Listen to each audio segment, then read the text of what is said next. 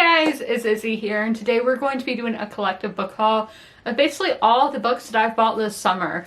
I discovered eBay, like I didn't just discover eBay, but I just got into buying books on eBay, so might have gone a little crazy because if a book is 99¢, who is stopping you? Like, that's not even $1.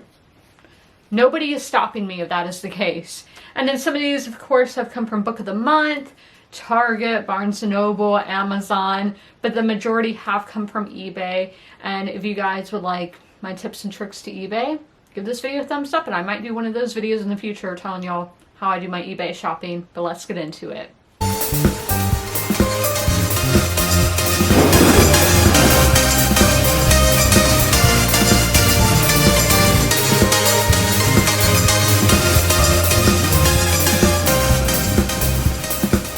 First book I'm going to show y'all is a fantasy. This is Days of Blood and Starlight by Laini Taylor. I read the first book in this series a while ago, like 2 years maybe, and I really enjoyed it. And that's such a surprise because it's YA fantasy. But so I never got around to the second one, and I wanted it in hardback since the first book I have in hardback.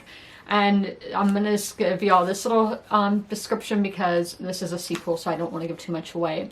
So she had loved the enemy and saved him. She had set him free, and he had done this. Bitter, bitter, this desolation of angels. And that was, I was putting books from my Goodreads want to read list onto eBay, on my eBay watch list and Amazon watch list, but I've also been reading this article about 1001 books that basically make America. I will leave a link to that in the comments below because I am loving this article, and they go by each region, just saying books that are really special for, or really showcase what that region is like.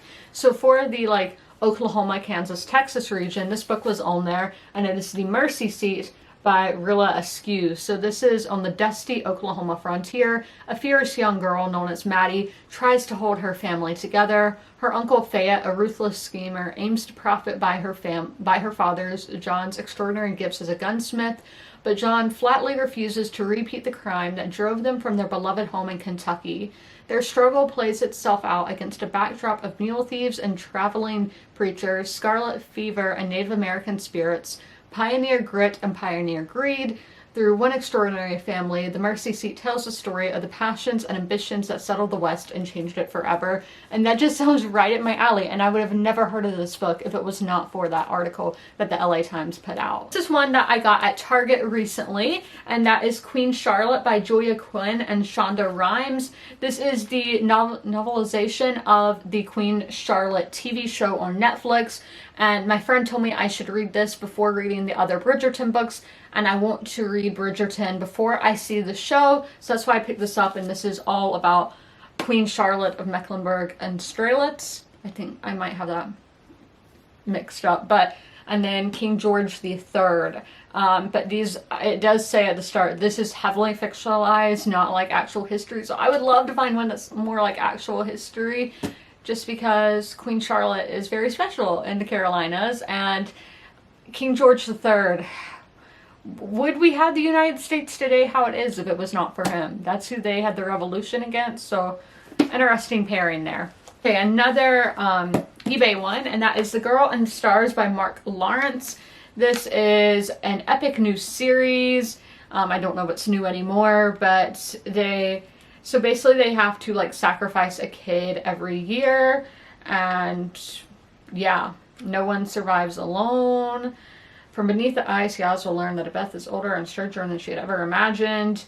When she begins to challenge the crucial arithmetic of survival that has always governed her people, she will learn that her weaknesses are another kind of strength. So it's really a fantasy about survival of the fittest. This one I surprisingly got on eBay, even though it is a Book of the Month pick. This is set during like the 2008 recession in Chicago.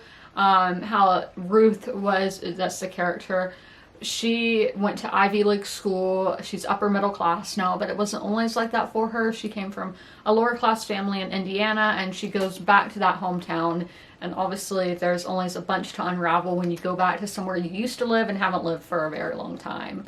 And that is The Kindest Lie by Nancy Johnson. Okay, if I see books that have library bindings, I buy them because I just love that noise. that crinkly noise so much. So this is My Name is Leon by Kit DeWall. This is, again, another literary fiction, and these two children get put into the system, into foster care.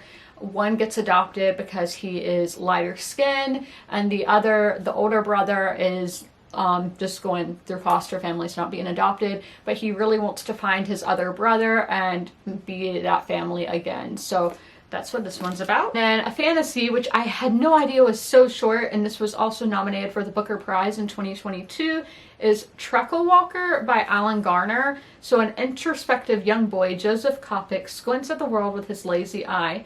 Living alone in an old house, he reads comics, collects birds' eggs, and plays with his marbles.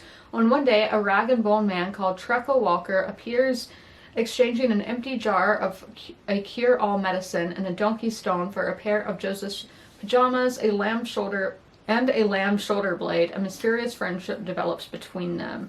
And I think this is set in Yorkshire, which I love Yorkshire. I was telling my dad the other day, or he asked me, out of all the places I went in the UK, which was my favorite, which was extremely hard to decide, but I had to go with it. Okay, now let's do the next stack. We have another fantasy. This is The Queen's Rising by Rebecca Ross. Okay, why is every young adult fantasy, why are the main characters 17 years old? I have my theory, but okay, let's see. It has a quote on the back. I walked mindfully, my dress swallowing the last of my childhood as it whispered over the grass. I had prepared for years for this one night. I thought and breathed in the fragrance of summer. Where had time gone? There was no answer as I welcomed the solstice. Okay, that was actually pretty well written, so hopefully this whole book is like that. And another fantasy novel, so I am giving more YA fantasy a go, but it's only because these books were so cheap. I would not go to Barnes & Noble and buy these books for $30. So this is Truth Witch by Susan Dennard. On a continent ruled by 3 empires, some are born with a witchery, a magical skill that sets them apart from others. Wow. Then we have this one that I wasn't in that article, or I think I wanted to read this as well. So this is The Famished Road by Ben Okri. Actually, this was on my classic shelf of book classics I want to read. So and this was winner of the Booker Prize for fiction. I'm not seeing a description anywhere, and I'm not really remembering what it's about. Okay, let's read the first paragraph for y'all since I can't find really a description. In the beginning, there was a river. The river became a road. The road branched out to the whole world. And because the road was once a river, it was always hungry. That's, again, really good writing. And so there's a lot of blurbs on here. So this is magical realism, which I do love magical realism. And the seller actually sent me a bookmark, and it's like really nice and laminated. So books give a soul to the universe, wings to the mind, flight to the imagination, and life to everything. That's such a good quote. I love it. Thank you, whoever I got this from. This one came to us all the way from the UK. This is Nightingale Point by Lune Goldie. This takes place in the 90s, and 1996. It's a normal day, but everyone's life changes forever, and I also got a signed copy. Okay, another fantasy. This is by Orbit, which I tend to really enjoy Orbit books. So this is The Wolf of Oren Yarrow by K.S. Villiso. So from an incredible new voice and an epic fantasy comes a tale of a queen who must unite her divided land, even if she's hated by the very people she's trying to protect. I think I'm gonna love her as a character. And we have my book of the month pick. So my add-on was People Like Her, a novel by Ellery Lloyd. So this is about like an influencer who I think is like a family vlogger kind of influencer, and it's a thriller. So I don't know, like, does she get murdered? So a razor sharp, wickedly smart suspense debut about an ambitious influencer mom whose soaring success threatens her marriage, morals, and her family's safety. And my pick of the month was The First Ladies by Marie Benedict and Victoria Christopher Murray. I wasn't too thrilled by any of the picks this month, but it is my birthday month, so that means I got a free book, and I was like, I can't skip because they're free. But I actually found out one of the characters in here is from right nearby in my local area. So this is a novel about the extraordinary partnership between First Lady Eleanor Roosevelt and civil rights activist Mary McLeod Bethune, an unlikely friendship that changed the world, from the best-selling authors of the personal librarian. Okay, moving on to our next stack. We have one that I got at Target, a paperback. This is Oh Beautiful by Young Yun. So this is a graceful prose, presents an immersive portrait of a community rife with tensions and competing interests, and one woman's attempts to reconcile her anger with her love of a beautiful but troubled land. Like, this book, it had been on my list a while, but I don't know why I never picked it up because it's at Target all the time. But it just sounds straight up my alley. And another one that's been on my list forever, and I finally bought it on eBay. So Theyre There by Tommy Orange. So this is a novel following 12 characters from Native communities, all traveling to the big Oakland powwow, all connected to one another in ways that they may not realize. So 12 characters is short. That is a daunting thing. Can the author do it? Can he have all these characters well developed? Another fantasy with the Queens of Kindest Lie by Tessa Gradden, very popular author. This is 3 daughters, 1 crown, all-out war. So we have a commander, a manipulator, and a priest, an island at risk, and an empire poised for ruin. The line of Lear will be soaked in blood. This is a new release that I had pre-ordered, and it's a Little Monster by Adrienne Brodar. This is a riveting novel about siblings, secrets, and the seductive beauty of Cape Cod, and I love this cover. And this is number 9, Dream by David Mitchell. I am reading his books in chronological order, so this is his second published one. I did buy used, but through Thrift Books, not through eBay. So we're gonna try more David Mitchell. I did not love the first one I read, which I can't even remember the name at this point. It's over there somewhere. I see it. Ghost Ridden. So hopefully I like this one more. Okay, now we're at my books that I bought at Barnes & Noble. We have City on Fire by Garth Riss Kalberg. This is set in New York City in 1976. As suburban kids come into the city, really fascinated by the punk scene, and then we have The Bronx is Burning. In 1976, that summer in New York City was wild, and I've read about it before, but I'm down to read about it again. And like, big books, I love big books. Then we have one that I've heard about on BookTube for a while. It's a Italian novel, and it's My Brilliant Friend by Elena Ferrante, and this is book 1 of the Neapolitan novels. So this is from one of Italy's most acclaimed authors. Comes this ravishing and generous-hearted novel about a friendship that lasts a lifetime. The story of Elena and Loda begins in the 1950s in a poor but vibrant neighborhood on the outskirts of Naples. Growing up on these tough streets, the 2 girls learn to rely on each other ahead of anyone or anything else, as their friendship, beautifully and meticulously rendered, becomes a not always perfect shelter from hardship. So I think this one sounds amazing. I love Italy, and we're in the 1950s, and just the friendship of women is something so important that I don't read that much about. Like, I feel like there's not that a ton of popular books that are about that, and I feel like it's something that is so important. It needs to be talked about more. And the Southern Fiction Table, y'all know I have to go to it every single time, and I got Lincoln in the Bardo by George Saunders now. So this is in February 1862, with the Civil War less than 1 year old. President Lincoln's beloved 11-year-old son Willie lies gravely ill, so he dies, and it's going through Lincoln's grief process, and there's a Civil War going on. That man had a lot going on.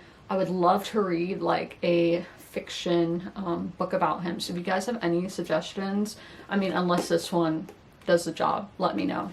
And then the last one I got at Barnes & Noble this month is Tenderness by Alison MacLeod. So this is about Jackie Kennedy. So an ambitious, spellbinding historical novel about sensuality, censorship, and the novel that's set off the sexual revolution, that novel being Lady Chatterley's Lover, which I have not read, so I don't know if I should read that before reading this or read this first, but I was like, big historical novel.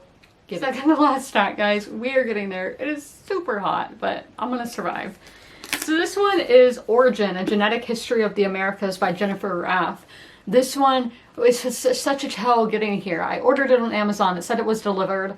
Never got it, and I had to wait days to get Amazon to renew my order, or like, you know, send it to me again. I can't think of the word. I am just like but the genealogy of like Native Americans, how they got here, all of that. And we have another eBay. This is The Last Dreamwalker by Rita Woods. This is magical realism, and it takes place in South Carolina. So The Last Dreamwalker is a gripping contemporary speculative story of family and legacy, and illuminates the ways trauma, secrets, and magic can shape across generations. Y'all know I love multi-generation stories, and it's about the Gullah Geechee Island, which it takes place there. And this is an arc. This is On Earth as It Is on Television by Emily Jane. So this is a first contact story, so aliens. So first contact, so On Earth with its shimmering oceans and chirping valleys and mountain spires, its top 40 hits and feathered bangs, its roller derbies and horse races, its single serving plastics, its bacon, its cat. She didn't want to leave it. I don't want to leave Earth either. I know a lot of people want to go to space, but no, I love it here way too much. Have a fantasy, and there's hair on it, my hair. Okay, so the Startless Crown by James Rowland. So an alliance embarks on a dangerous journey to uncover the secrets of the distant past and save their world in this captivating visionary adventure. And this is a contemporary, but I've heard there's elements of other genres thrown in as well. And that is My Dark Vanessa by Kate Elizabeth Russell. They gave me a thank you note for buying. So exploring the psychological dynamics of the relationship between a precious yet naive teenage girl and her magnetic and manipulative teacher. A brilliant, all-consuming read that makes the explosive debut of an extraordinary new writer. So this one's really like on the Me Too movement of a girl having an inappropriate relationship with her teacher and how she doesn't really see it as wrong, but other people are coming out who had the same experience with the same teacher and they think it's wrong, so it's her dealing with that trauma. You have Torch by Cheryl Strayed. I loved her nonfiction, Wild, I think it was called. And so I had to pick up her fiction. So this is Cheryl Strayed creates one family's shattering experience, a novel infused with tenderness, compassion, and beauty. This woman can write nonfiction like no other. One of the best books I've ever read. So I cannot wait to see how that translates to fiction. Then we have People Person by Candace Carty Williams, she's a very popular author, and I'm finally getting to her. So this is about these siblings find out that their dad had two families, basically, I'm pretty sure. So yeah, it sounds like way more families than two. If you could choose your family, you wouldn't choose the Penningtons. One father, 4 mothers, 5 children. We're finally on our last stack, so I'm like, I'm never buying this many books again because I don't want to film a video like this again. At least not in summertime. So this one is so well published, like the way Spider... Get off, please, get off. Okay, that was really scary. So this is, look, it literally has webs on it. Like, I'm telling you, this is a collective haul. So this is Lost Children Archive by Valeria Luswell. So an emotionally resonant, fiercely imaginative new novel about a family's road trip across America. An indelible journey told with breathtaking imagery, spare lyricism, and profound humanity. Wow. Then we have An Illustrated Guide to the Introverted Life, Text Don't Call by INF Joe. If y'all know what that means. I love y'all. So I am definitely an introvert, like, and people just don't understand it. Like, you have to call for like everything in life, and I'm like, I hate talking on the phone. Just let me email, let me text. I despise talking on the phone. So I just want to hand this to everybody and be like, here. And we have the Air Raid Book Club. This is also an arc. It is by Annie Lyons. Ooh, this is a long description. So this is in London, 1938. The bookstore doesn't feel the same to Gertie Bingham ever since the death of her beloved husband Harry. Bingham Books was a dream they shared together. Without Harry, Gertie wonders if it's time to take her faithful old lab, Hemingway, and retire to the seaside, but fate has other plans for Gertie. So this is Jewish families to Germany. Yeah, you know that was really bad. Everything, I don't know. Okay, so, but even the best book can only provide a temporary escape, and as the tragic reality of war hits home, the book club faces, okay, so they form a book club to like distract themselves from the war, and honestly that is a great idea, and I will love to see how literature can bring people together. Lastly, we have another arc, and this is Nothing Special by Nicole Flattery, and again, right up my alley. New York City, 1966. 17-year-old May lives in a rundown apartment with her alcoholic mother and her mother's sometimes boyfriend Mikey. She is turned off by the petty girls at her high school and the sleazy men she typically meets. When she drops out, she is presented with a job offer that will remake her world entirely. She is hired as a typist for the artist Andy Warhol. So for the readers of Otesha Moshfegh, who I really like, and Mary Gateskill, this blistering, mordantly funny debut novel brilliantly interrogates the nature of friendship and independence and the construction of art and identity. Nothing Special is a whip-smart coming-of-age story that brings to life the experience of young girls in this iconic and turbulent American moment. I hope you guys enjoyed this video. If you made it all the way through, leave a sun emoji in the comments below. And as always, comment, rate, and subscribe. And don't forget to ring that notification bell to be notified when all my videos go live. I'll see you in the next one. Bye!